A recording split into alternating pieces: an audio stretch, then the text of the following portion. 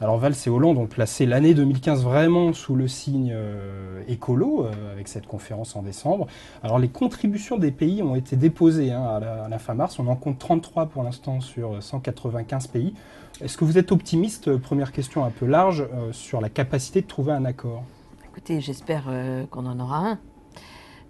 Parce que tout le monde, je pense, mis à part quelques climato-sceptiques qui restent quand même, parce qu'il y en a, il ne faut pas rêver, surtout aux États-Unis, mais pas seulement, tout le monde est d'accord sur le fait qu'il y a une véritable urgence. Alors ensuite, il faut bien comprendre que la grande difficulté de la COP, c'est qu'on parle de climat, mais on parle de tout le reste en même temps. Je veux dire par là que dans les négociations qu'il y a entre les différents pays, vous avez certes le problème climatique, mais le problème climatique, c'est un problème énergétique, donc un problème industriel. Un problème géopolitique, un problème de contrôle des pays les uns sur les autres. Parce que si vous mettez en place un système de contrôle des émissions, vous devez derrière avoir un système de surveillance. Donc, la capacité pour un organisme international quel qu'il soit d'aller voir ce qui se passe dans tous les pays. Certains n'en veulent pas, comme la Chine.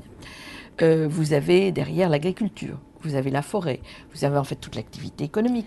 Donc le consensus est là, mais la mise en place risque d'être difficile. C'est très difficile. C'est très difficile. Alors, vous avez été vous-même ministre de l'Environnement. C'était juste avant la signature du protocole de Kyoto.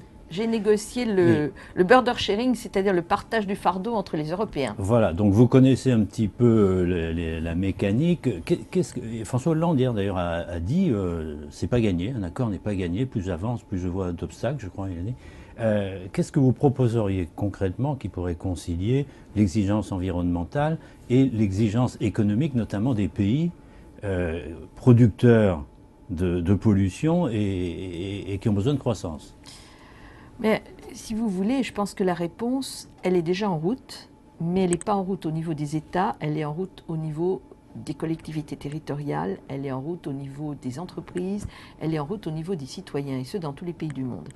C'est-à-dire qu'on assiste depuis quelques années maintenant à des profondes transformations.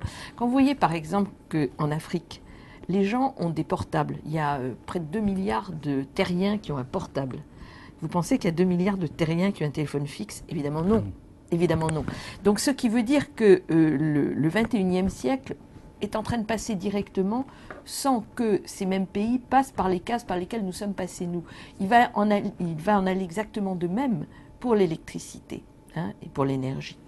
Avec le solaire en particulier. Donc ça veut dire que les pays en développement seront des pays qui auront une énergie qui va passer directement à une énergie décarbonée. Je pense. Et c'est pas forcément les États qui seront moteurs. Alors c'est pas forcément les. Quand on voit dans la vraie vie ce qui se passe aujourd'hui, on se rend compte que ce sont les villes, par exemple toutes les villes qui s'organisent pour être des villes neutres, voire positives sur le plan énergétique. Vous avez en France les territoires à énergie positive qui sont en train de se créer. Vous avez l'Alliance des villes pour le climat qui regroupe 40 villes, oui je crois que c'est 40 ou 50 sous l'égide de M. Bloomberg qui est l'ancien maire de New York. Vous avez les États, les régions pour le climat qui est une association qui a été créée par M. Schwarzenegger quand il était gouverneur de la Californie. Et là il se passe énormément de choses.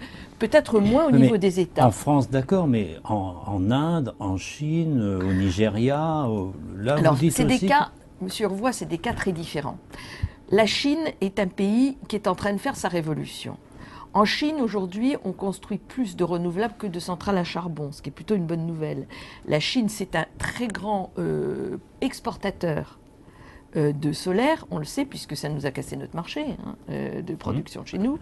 Mais c'est aussi le pays au monde où on crée aujourd'hui le plus de solaire et d'éolien. Donc la Chine, qui est un pays abominablement pollué, avec des conséquences aujourd'hui très lourdes, tant sur le plan sociétal, parce que les gens se révoltent du fait de cette pollution, que sur le plan économique, parce que c'est en train de freiner gravement la croissance chinoise, la Chine, elle est en train de faire sa révolution. Dans des pays comme le Nigeria, la situation est très différente. C'est aujourd'hui un pays qui vit largement du pétrole, le Nigeria. Donc c'est beaucoup plus difficile pour les pays pétroliers, effectivement, de faire l'impasse ou de considérer qu'ils doivent faire l'impasse sur ce qui est leur principale richesse.